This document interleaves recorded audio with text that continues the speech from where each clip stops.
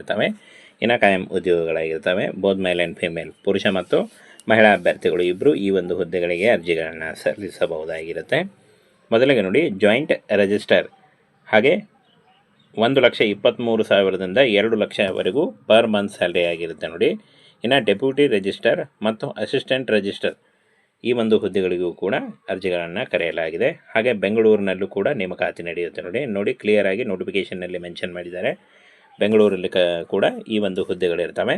ಇನ್ನು 67,000ದಿಂದ 2 ಲಕ್ಷದವರೆಗೂ assistant register ಹುದ್ದೆಗಳಿಗೆ ನೇಮಕಾತಿ ನಡೀತಾ ಇದೆ ನೋಡಿ. ರಿಜಿಸ್ಟ್ರಾರ್ ಮತ್ತು ಉಪ ರಿಜಿಸ್ಟ್ರಾರ್, ನೋಂದಣಿ ಮತ್ತು ಉಪನೋಂದಣಿ ಅಧಿಕಾರಿಗಳು ಈ ಒಂದು ಹುದ್ದೆಗಳಿಗೆ ನೇಮಕಾತಿ ನಡೀತಾ ಇದೆ ನೋಡಿ.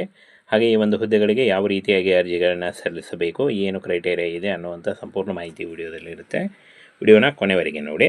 ಇನ್ನು ಫ್ರೆಂಡ್ಸ್, ರಾಷ್ಟ್ರೀಯ ಕಂಪನಿ ಕಾನೂನು ನ್ಯಾಯಮಂಡಳಿಯಿಂದ ನೇಮಕಾತಿಯಾಗಿರುತ್ತೆ. ಒಟ್ಟು 11 ಹುದ್ದೆಗಳಿದ್ದಾವೆ. ಇನ್ನು ಉದ್ಯೋಗ ಸ್ಥಳ ನೋಡಿ ಇಲ್ಲಿ ಕಾಣಿಸ್ತಾ ಇದೆ. ಅಹಮದಾಬಾದ್, ಇಂದೋರ್, ಕೊಚ್ಚಿ ಮತ್ತು ಬೆಂಗಳೂರಲ್ಲಿ ನೇಮಕಾತಿ ಆಗಿರುತ್ತೆ. ಕರ್ನಾಟಕದಿಂದ ಕೂಡ ಅಭ್ಯರ್ಥಿಗಳು ಅರ್ಜಿಗಳನ್ನು ಸಲ್ಲಿಸಬಹುದು.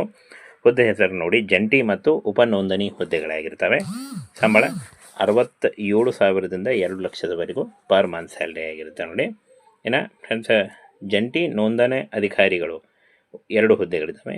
ಉಪನೋಂದಣಿ ಅಧಿಕಾರಿ 6 ಹುದ್ದೆ, ಸಹಾಯಕ ನೋಂದಣಿ ಅಧಿಕಾರಿ 3 ಹುದ್ದೆಗಳಿದ್ದಾವೆ ನೋಡಿ. ಈ ಒಂದು ಹುದ್ದೆಗಳಿಗೆ ಆಯ್ಕೆ ಮಾಡಿಕೊಂಡು ನೀವು ಅರ್ಜಿಗಳನ್ನ ಸಲ್ಲಿಸಬಹುದು.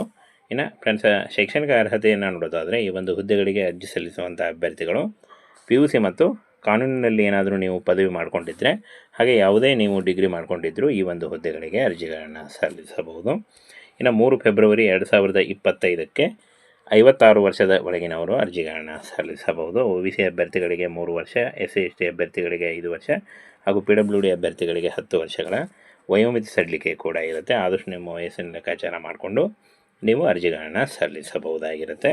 ಇನ್ನು ಈ ಒಂದು ಹುದ್ದೆಗಳಿಗೆ ಯಾವುದೇ ರೀತಿಯ ಒಂದು ಅರ್ಜಿ ಶುಲ್ಕ ಆಗಲಿ, ಯಾವುದೇ ರೀತಿಯ ಒಂದು ಲಿಖಿತ ಪರೀಕ್ಷೆ ಆಗಲಿ ಇರಲ್ಲ. ಡೈರೆಕ್ಟ್ ನೇಮಕಾತಿ ಇರುತ್ತೆ ನೋಡಿ, ನೇರ ನೇಮಕಾತಿ ಇರುತ್ತೆ. ಯಾವುದೇ ರೀತಿಯ ಒಂದು ಲಿಖಿತ ಪರೀಕ್ಷೆ ಇರಲ್ಲ. ಹಾಗೇನ ಫ್ರೆಂಡ್ಸ್, ಸಂಬಳದ ವಿಷಯವನ್ನು ನೋಡೋದಾದರೆ ಇಲ್ಲಿ ನೋಡಿ, ಪೋಸ್ಟ್ ಹೆಸರು ಮತ್ತು ಪ್ರತಿ ತಿಂಗಳ ಸಂಬಳಿಗೆ ನೋಡಿ. ಜಂಟಿ ನೋಂದಣಿ ಅಧಿಕಾರಿಗಳು 1,23,000ದಿಂದ 2,15,000ವರೆಗೂ ಇರುತ್ತೆ. ಉಪನೋಂದಣಿ ಅಧಿಕಾರಿ 78,000ದಿಂದ 2 ಲಕ್ಷವರೆಗೆ, ಸಹಾಯಕ ನೋಂದಣಿ ಅಧಿಕಾರಿ 67,000ದಿಂದ 2 ಲಕ್ಷದವರೆಗೂ ಪರ್ ಮಂತ್ ಸ್ಯಾಲ್ರಿ ಆಗಿರುತ್ತೆ ನೋಡಿ. ಇನ್ನು ಈ ಒಂದು ಹುದ್ದೆಗಳಿಗೆ ಯಾವ ರೀತಿಯಾಗಿ ಅರ್ಜಿಗಳನ್ನು ಸಲ್ಲಿಸಬೇಕು ಅಂತ ನೋಡೋದಾದರೆ ಫ್ರೆಂಡ್ಸ್, ಈ ಒಂದು ಹುದ್ದೆಗಳಿಗೆ ಆಫ್ಲೈನ್ ಮೂಲಕ ಅರ್ಜಿಗಳನ್ನು ಸಲ್ಲಿಸಬೇಕು. ನಿಮ್ಮ ಡಾಕ್ಯುಮೆಂಟ್ಸು ಮತ್ತು ಏನು ಅಪ್ಲಿಕೇಶನ್ ಫಾರ್ಮನ್ನು ಪೋಸ್ಟ್ ಮಾಡಬೇಕಾಗುತ್ತೆ ನೋಡಿ. ಹಾಗೆ ಪೋಸ್ಟ್ ಮಾಡುವಂಥ ಒಂದು ಅಪ್ಲಿಕೇಶನ್ ಫಾರ್ಮ್ ಇದೆ ನೋಡಿ, ನೋಟಿಫಿಕೇಷನ್ನಲ್ಲಿ ಒಂದು ಅಪ್ಲಿಕೇಶನ್ ಫಾರ್ಮ್ ಇದೆ, ಅದನ್ನು ಕೂಡ ಮುಂದೆ ತಿಳಿಸ್ಕೊಡ್ತೀನಿ.